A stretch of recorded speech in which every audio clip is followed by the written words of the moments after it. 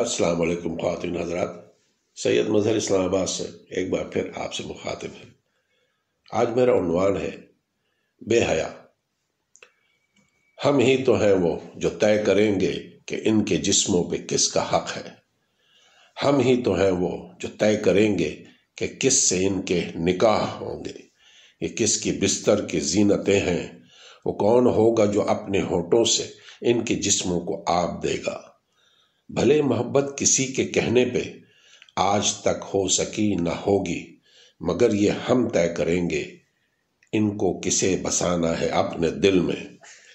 ہم ان کے مالک ہیں، جب بھی چاہیں انہیں لحافوں میں کھینچ لائیں اور ان کی روحوں میں داد گاڑیں۔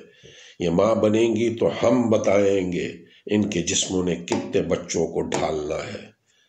ہمارے بچوں کے پیٹ بھرنے اگر یہ کوٹھے پہ جا کے اپنا جسم بیچیں تو ہم بتائیں گے کہ کس کو کتنے میں کتنا بیچیں۔ ہم ہی کو حق ہے کہ ہم ان کے گاہک جو خود ہم ہی ہیں سے ساری قیمتیں وصول کر لیں۔ ہم ہی کو حق ہے کہ ان کی آنکھیں، حسین چہرہ، شفاف پاؤں، سفید رانے، دراز زلفیں اور آتشی لب دکھا دکھا کر کریم، صابن، سفید کپڑے اور آم بیچیں، دکان چلائیں، نفع کمائیں۔ ہم ہی تو ہیں جو یہ طے کریں گے کہ یہ کس صحیفے کی کون سی آیتیں پڑھیں گی۔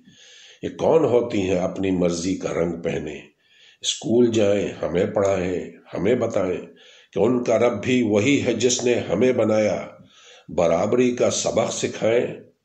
یہ لونڈیاں ہیں، یہ جوتیاں ہیں، یہ کون ہوتی ہیں اپنی مرضی سے جینے والی۔